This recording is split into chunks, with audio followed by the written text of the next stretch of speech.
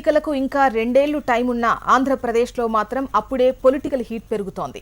రోజురోజుకి రాజకీయం వేడెక్కుతోంది. వచ్చే ఎన్నికలే లక్ష్యంగా అధికార ప్రతిపక్షాలు ఒకరిపై మరొకరు దుమ్మెత్తిపోసుకుంటున్నాయి.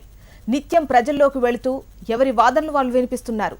జన చైతన్య యాత్రల పేరుతో అధికార పార్టీ తెలుగుదేశం నేతలు ప్రజల్లోకి వెళ్తుంటే ప్రజా సమస్యలపై ప్రతిపక్ష వైసీపీ పోరాటం చేస్తోంది. అయితే తాము చేపట్టిన అభివృద్ధి పనులు, అమలు చేస్తున్న సంక్షేమ పథకాలే మరోసారి అధికారంలోకి తెస్తాయని తెలుగుదేశం నేతలు అంటుంటే చంద్రబాబు ప్రజా వ్యతిరేక విధానాలే తమను గెలిపిస్తాయని నమ్మకంగా చెబుతోంది వైసీపీ.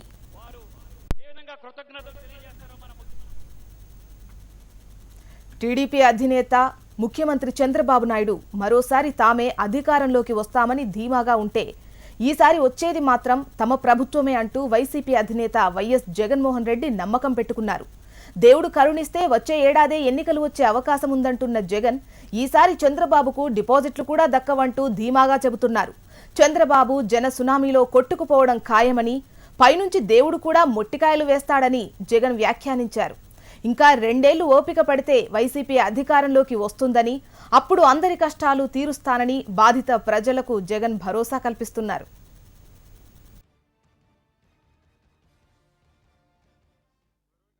చంద్రబాబు నాయుడు గారి పాలన ఎల్లకాలం సాగదన్న సంగతి మాత్రం ఖచ్చితంగా అందరం కూడా గుర్తుపెట్టుకుందాం. చూస్తూ చూస్తూ 3 ఏళ్ళు అయిపోయింది. చూస్తూ 3 ఏళ్ళు అయిపోయింది. ఇక మిగిలిండేది కేవలం 2 సంవత్సరాలు. దేవుడు అనుకూలిస్తే రేపు సంవత్సరమే ఎలక్షన్లు వచ్చినాయని ఆశ్చర్యపోను. సంవత్సరం అటు ఇటుగా 2 ఏళ్లలో అయితే కరెక్ట్గా ఎలక్షన్లు రాక తప్పదు. ఆ ఎలక్షన్లలో ఖచ్చితంగా ఇంతమంది పేదవాళ్ళ ఉసురు పోసుకుంటా ఉన్న ఈ చంద్రబాబు నాయుడు గారికి డిపాజిట్లు కూడా దక్కకుండా బంగాళాఖాతంలో పడే రోజు కూడా త్వరలోనే ఉందని చెప్తా ఉన్నా. పైనుంచి దేవుడు కూడా ఖచ్చితంగా చంద్రబాబు నాయుడు గారికి మొట్టికాయలు వేస్తాడు. ప్రతి పేదవాడు కూడా ఒక్కటవుతాడు. ఒక్కటై ఒక కెరటం పుడుతుంది.